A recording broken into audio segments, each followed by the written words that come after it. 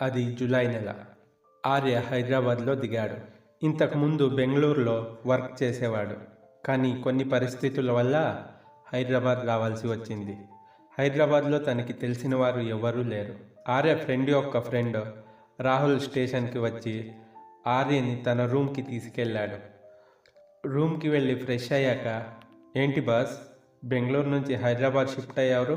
అక్కడ మంచి జాబు, మంచి శాలరీ వదిలేసి ఇక్కడికెందుకు అంటూ కంప్యూటర్ ముందు ఏదో సెర్చ్ చేస్తున్నాడు. ప్లీజ్ బాస్, అక్కడ విషయాలు ఏవి అడక్కు అంటూ తన బట్టల్ని సర్దుకుంటున్నాడు ఆర్య తన డైరీని అలమారాలో పెట్టడం రాహుల్ గమనించాడు. ఏంటి బాస్, డైరీ రాయడం కూడా తమరికి అలవాటు ఉన్నట్టుంది అంటూ ఆర్య వైపు చూశాడు. ఒకప్పుడు ఉండేది అంటూ మాట్లాడడం ఇష్టం లేక ఆగిపోయాడు.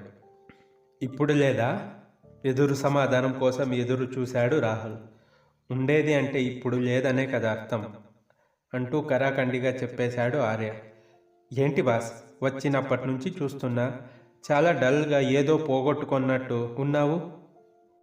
బెంగళూరులో ఏదైనా వదిలేసి వచ్చావా ఏంటి అన్నాడు రాహుల్. పోగొట్టుకున్నవి పొందలేము, వదిలేసినవి తెచ్చుకోలేము అంటూ మౌనంగా నిల్చున్నాడు ఆర్య. ఏంటో బాస్, నీ మాటలు అర్థమైనట్టే ఉన్నాయి కానీ అర్థం కావు. లోతుగా మాట్లాడుతున్నా కానీ బెంగళూరులో ఏదో జరిగింది, అది మాత్రం అర్థమవుతుంది అన్నాడు రాహుల్. బాస్, రేపు మీ కంపెనీలో ఇంటర్వ్యూ ఉంది కదా అన్నాడు ఆర్య. అవును ఉంది, లేకపోయినా నువ్వు అపాయింట్ అయినట్టే, ఎందుకంటే మేనేజర్ నా ఫ్రెండే కాబట్టి గొప్పగా చెప్పాడు రాహుల్. మరుసటి రోజు ఆర్య రాహుల్ కంపెనీకి వెళ్ళడానికి రెడీ అయ్యారు. బాస్ వెళ్దామా అంటూ తల దువ్వుకుంటున్నాడు రాహుల్. ఓకే బాస్ పద అంటూ ఇద్దరూ బయటికి వెళ్ళారు. రాహుల్ బైక్ తీశాడు. ఏంటి బాస్, హెల్మెట్ పెట్టుకోవా అని అడిగాడు ఆర్య. ఎందుకులే బాస్, కంపెనీ ఉండేది 4 కిలోమీటర్లు, పైగా పోలీసులు కూడా ఎక్కడా తగలరు అంటూ బైక్ స్టార్ట్ చేశాడు రాహుల్. వద్దు బాస్, హెల్మెట్ పెట్టుకో. నా కోసమో పోలీసుల కోసమో కాదు, నీ కోసం, నీ సేఫ్టీ కోసం పెట్టుకో ప్లీజ్ అన్నాడు ఆర్య మాటలు ఎందుకో వినాలనిపించింది రాహుల్కి. సరే బాస్, నిజానికి నేను ఎవరి మాటలు వినను, కానీ ఎందుకో నీ మాటల్లో ఏదో అర్థం వినిపిస్తుంది అంటూ బైక్ ఆఫ్ చేసి రూమ్లోకి వెళ్ళి హెల్మెట్ తీసుకొని పెట్టుకున్నాడు. ఆర్యకి జాబ్ వచ్చింది. ఆర్య రాహుల్ మంచి ఫ్రెండ్స్ అయ్యారు, బాగా క్లోజ్ అయ్యారు. కానీ ఒక్కోసారి ఆర్య మాటలు రాహుల్కి అర్థమయ్యేవి కాదు. చాలా మౌనంగా ఉండేవాడు కొన్నిసార్లు. అలా కొన్ని రోజులు గడిచాయి. ఆర్య చెల్లి పెళ్లి కుదిరింది. రాహుల్ని కూడా పిలిచాడు. అలాగే తన ఆఫీస్లో కొంతమందిని కూడా పిలిచాడు. ఆర్య తన చెల్లి పెళ్లికి 15 రోజుల ముందే వాళ్ళ ఊరు వెళ్తాడు. ఒకరోజు రాహుల్ తన ఫైల్స్ని అలమారాలో పెడుతుంటే ఆర్య డైరీ కింద పడింది. డైరీని తీశాడు రాహుల్. ఏం రాశాడబ్బా, అయినా ఇక్కడికి వచ్చినప్పటి నుంచి ఏ రోజు రాయలేదు, అయితే మరి ఇదెందుకు తెచ్చాడో అనుకుంటూ ఓపెన్ చేశాడు. జనవరి 1, 2017. ఆ డేట్లో ఆర్య ఇలా రాసుకున్నాడు. నిన్న రాత్రి డిసెంబర్ 31కి ఫ్రెండ్స్ పార్టీకి నేను వెళ్ళాను. అక్కడ వాడు చెప్పిన మాటలు నిజమే అనిపించింది. ఆలోచించాను, నేను చేసిన పని నాకే అలా ఎలా చేశానో అనిపించింది. ఫోన్ తీసి మళ్ళీ చూశాను. తను నా కోసం చేసిన ఫోన్ కాల్స్, మెసేజెస్ ఒక్కదానికి కూడా రిప్లై ఇవ్వలేదు. తనని కలవాలి అనిపిస్తుంది, తనతో మాట్లాడాలి అనిపిస్తుంది, కానీ ధైర్యం సరిపోవటం లేదు అంటూ ఆర్య తన డైరీలో రాసుకున్నాడు. కొంచెం ఇంట్రెస్టింగ్గా అనిపించి అలాగే చదవడం కంటిన్యూ చేశాడు రాహుల్. తర్వాత కొన్ని రోజులకి, ఈరోజు తనతో మాట్లాడాలి, తనకు నిజం చెప్పాలి. ఫోన్ చేశాను. తను చాలా హ్యాపీగా ఫీల్ అయింది. నా కోసం తను పడ్డ బాధ అంతా తన మాటల్లో వినిపించింది. చాలాసేపు ఏడుస్తూనే ఉంది. అంతేకాదు తనకి ఎంగేజ్మెంట్ అయ్యింది అని కూడా చెప్పింది. ఆ మాట నాకు కష్టంగా అనిపించింది. అయినా సరే నీకోసం మా వాళ్ళని ఒప్పిస్తా, నిన్ను కలవాలి అంది. చాలా సంతోషంగా తనని మేము ఎప్పుడూ కలిసే పార్క్కి రమ్మని చెప్పాను. ఇంకో గంటలో వస్తా అంది. రమ్య కోసం నేను వెళ్తున్నాను అని ఆర్య తన డైరీలో రాసుకున్నాడు. తర్వాత ఏం రాయలేదు. మొత్తం ఖాళీ పేజీలే ఉన్నాయి. చాలా ప్రశ్నలు మెదులుతున్నాయి రాహుల్కి. బెంగళూరులో ఉన్న తన ఫ్రెండ్స్కి ఫోన్ చేశాడు, కానీ వాళ్ళు ఏం చెప్పలేదు. ఇంతకీ ఆ అమ్మాయి ఎవరు? ఆర్య ఏం చేశాడు? ఆ అమ్మాయిని కలిశాడా? కలిస్తే మరి వదిలేసి ఇక్కడికి ఎందుకు వచ్చాడు? బాబు, ఈ ప్రశ్నలకి సమాధానం దొరక్కపోతే చచ్చేలా ఉన్నా. అయినా ఈ డైరీ జనవరి 2017ది కదా. మోస్ట్లీ 2016 డైరీలో ఏమైనా రాసుంటాడేమో అంటూ ఆర్య బ్యాగ్ మొత్తం చెక్ చేస్తాడు. కానీ ఏమీ దొరకదు.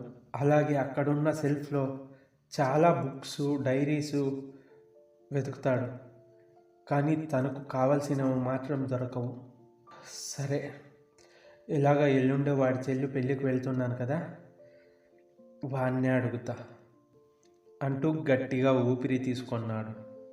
ఆర్య చెల్లి పెళ్ళి చాలా గ్రాండ్గా జరిపించాడు. అక్కడికి బెంగళూరులో ఉన్న కొంతమంది ఫ్రెండ్స్ కూడా వచ్చారు. వారిలో అమ్మాయిలు మాత్రం ఎవ్వరూ లేరు. రాహుల్కి అసంతృప్తి మిగిలింది. పెళ్ళి అయిపోగానే అందరూ వెళ్ళిపోయారు. రాహుల్ మాత్రం ఆర్యతో మాట్లాడాలి అని అన్నాడు. తర్వాత మాట్లాడుకుందాం, ఇప్పుడు నాకు వర్క్ ఉంది అని చెప్పినా రాహుల్ వినలేదు. సరే అంటూ చేసేది లేక ఆర్య వాళ్ళ పొలం దగ్గరికి రాహుల్ని తీసుకెళ్ళాడు. ఏంట్రా, నాతో ఏం మాట్లాడేది, అంత అర్జెంటా అంటూ ఆర్య కాస్త చిరాగ్గా అన్నాడు. చెప్పరా, నీ చెల్లి పెళ్ళికి నువ్వు ప్రేమించిన అమ్మాయి ఎందుకు రాలేదు అన్నాడు రాహుల్. రాహుల్ మాటలకి ఒక్కసారిగా షాక్ అయ్యాడు ఆర్య. నేను ప్రేమించిన అమ్మాయా? తెలిసి మాట్లాడుతున్నావా, తెలియక మాట్లాడుతున్నావా? అసలు నేను ప్రేమించిన అమ్మాయి గురించి నీకెలా తెలుసు అంటూ ప్రశ్నించాడు ఆర్య. సారీరా, నీ డైరీ చదివాను, కానీ అందులో నాకు అర్థం కాని విషయాలు చాలా ఉన్నాయి. అసలు ఏం జరిగింది, ఆ అమ్మాయి ఎవరు అంటూ అడిగాడు రాహుల్. చెప్తా, కానీ ఇప్పుడు కాదు, టైం వచ్చినప్పుడు. నాకు చాలా పని ఉంది అని మాట దాటేశాడు ఆర్య. ఆ టైం ఇప్పుడేరా, చెప్తావా లేదా అంటూ గట్టిగా ప్రశ్నించాడు రాహుల్. ఇక చేసేది లేక ఆర్య తన గతం గురించి చెప్పడం మొదలుపెట్టాడు. మా అమ్మ నాన్న చాలా కష్టపడి చదివించారు. వారి కష్టాలు నా ఉద్యోగంతో పోవాలి అనుకున్నాను. అందుకే బెంగళూరు వెళ్ళాను. అక్కడ నా ఫ్రెండ్ అభి రూమ్లో ఉండేవాడిని. ఉద్యోగం కోసం చాలా వెతికాను. మా రూమ్కి ఎదురుగా ఒక డబ్బున్న వాళ్ళ ఇల్లు ఉండేది. నేను అప్పుడప్పుడు రూమ్ బయటికి కాఫీ తాగుతూ వచ్చేవాడిని. అప్పుడు చూశాను తనని. తను కూడా నన్ను గమనిస్తున్నట్టే అనిపిస్తుంది. అలా కాఫీ తాగుతూ చూసుకోవడం చాలా రోజులు జరిగింది. ఒకరోజు నేను ఆ పక్కనే ఉన్న పార్క్లో కూర్చొని ఉంటే తను కూడా వచ్చి నా పక్కనే కూర్చొంది. పరిచయం చేసుకుంది. అప్పుడు తెలిసింది తన పేరు రమ్య అని. ఫోన్ నంబర్స్ కూడా ఎక్స్చేంజ్ చేసుకున్నాం. వీలున్నప్పుడల్లా ఫోన్లో మాట్లాడుకునేవాళ్ళం. అప్పుడప్పుడు డబ్బులు కూడా ఇచ్చేది. షాపింగ్కి తీసుకెళ్ళి బట్టలు కూడా కొనిపెట్టేది.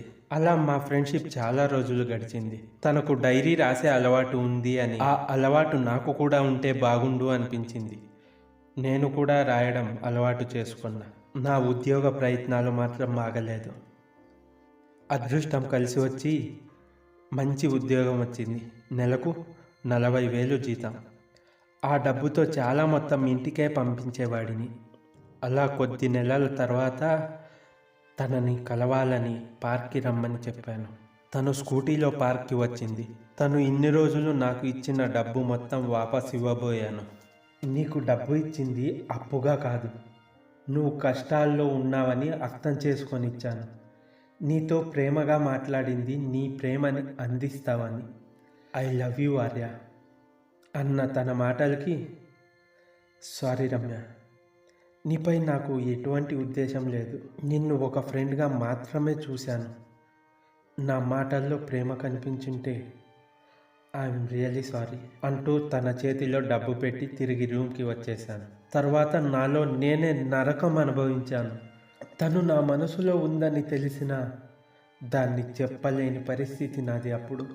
తర్వాత తను ఫోన్ చేసినా ఎస్ఎంఎస్ చేసినా రెస్పాండ్ అయ్యేవాడిని కాదు.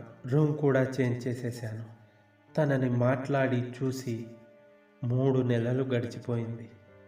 డిసెంబర్ 31 రోజు ఫ్రెండ్స్ బలవంతం చేస్తే పార్టీకి వెళ్ళాను.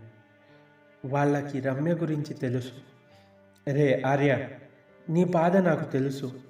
లవ్ చేస్తే ఎక్కడ నీ ఫ్యామిలీని దూరం చేసుకుంటానో అని నీ భయం. తప్పురా, నీ ఆలోచన తప్పు. అందరిలాగా అబ్బాయిలతో తిరిగి డబ్బు ఖర్చు చేయించి వాడుకొని వదిలేసే రకం కాదురా రమ్య. చాలా మంచి అమ్మాయి. నీ కష్టం తెలుసుకొని డబ్బు ఇస్తే దాన్ని కూడా వాపస్ ఇచ్చేశావు. అలా ఎలా చేసావురా? మరి నీకు మనసు కూడా ఇచ్చింది కదా, మరి దాని సంగతి ఏంటి? నీ మనసులో ప్రేమని కనీసం రేపు రాబోయే కొత్త సంవత్సరం రోజైనా బయటపెట్టురా అని నా ఫ్రెండ్ అభి చెప్పాడు. వాడి మాటల్లో నిజం లేకపోలేదు అనిపించింది. ఆ రోజు నుంచి అవే ఆలోచనలు. తనని కలవాలి అనుకున్నా, కానీ తను నన్ను ఎలా రిసీవ్ చేసుకుంటుందో అని ఆగిపోయా. ధైర్యం చేసి ఒకరోజు ఫోన్ చేశా. మేము ఎప్పుడూ కలిసే పార్క్కి రమ్మన్నాను. తనని ఎలాగైనా కలవాలి అని కొండంత ఆశతో వెళ్ళాను. తను కోసం ఎదురు చూశాను, కానీ తను రాలేదు. ఫోన్ చేస్తే స్విచ్ ఆఫ్ అని వస్తుంది. చాలాసేపు ఎదురు చూశాను. నిమిషాలు గంటలయ్యాయి. గంటలు ఒక రోజయింది. సాయంత్రం వరకు తన కోసమే ఎదురు చూసి తన పేరెంట్స్ రానివ్వలేదేమో అని వాళ్ళ ఇంటి దగ్గరికి వెళ్ళాను. ఇంటి ముందు పోలీసులు, జనం చాలామంది ఉన్నారు. ఏమైంది సార్ అంటూ అక్కడే ఉన్న ఒక పోలీస్ని అడిగాను. రమ్య అనే అమ్మాయి యాక్సిడెంట్ అయి చనిపోయింది అన్న పోలీస్ మాటలకి ఏం మాట్లాడాలో తెలియదు అంటూ రాహుల్కి తన గతాన్ని చెప్తూ ఆర్య కళ్ళల్లో కన్నీరు ఆగలేదు. ఆర్యని ఓదారుస్తూ ఎలా జరిగిందిరా అన్నాడు రాహుల్. అదే నేను అడిగాను. వారు చెప్పిన సమాధానం, రమ్య ఆ రోజు రోడ్డులో వస్తూ ఉంటే సడన్గా బ్యాలెన్స్ తప్పింది. వెళ్ళి డివైడర్ని గుద్దుకుంది. తల డివైడర్కి తగలడంతో అక్కడికక్కడే చనిపోయింది అన్నారు పోలీసులు. అందుకే పోలీసులు హెల్మెట్ పెట్టుకోండి అంటే వినరు. దాన్నే పెట్టుకొని ఉంటే ఆ అమ్మాయి ప్రాణాలు మిగిలేవి అన్నాడు పోలీస్. ఆ పోలీస్ మాటలు ఆర్యని మరింత శోకసంద్రంలో మిగిలిపోయేలా చేశాయి. గతం మొత్తం రాహుల్కి చెప్పి ఆర్య కన్నీరు తుడుచుకున్నాడు. ఆ రోజు హెల్మెట్ ఎందుకు పెట్టుకోమన్నాడు అన్న విషయం రాహుల్కి ఇప్పుడు అర్థమైంది. మరి ఇవేవి డైరీలో రాయలేదు ఎందుకు అడిగాడు రాహుల్. తను లేని నా జీవితం సగంలో ఆపేసిన డైరీ లాంటిది. తరువాత నా జీవితంలో శూన్యం మిగిలింది. ఆ డైరీలో ఖాళీ పేజీలు మిగిలాయి అన్నాడు ఆర్య. కన్నీటిని మనసులో దాచుకొని ఇంటివైపు అడుగులు వేశాడు ఆర్య. హెల్మెట్ పెట్టుకోవడం పోలీసుల కోసమో లేకుంటే ఫైన్ వేస్తారు అనో కాదు, మన కోసం, మన సేఫ్టీ కోసం, అలాగే మనల్ని నమ్ముకున్న మనుషుల కోసం పెట్టుకోవాలి. మధ్యలో జరగరానిది జరిగితే ఆ హెల్మెటే మన ప్రాణాల్ని రక్షిస్తుంది. ఒక్కసారి ఆలోచించండి.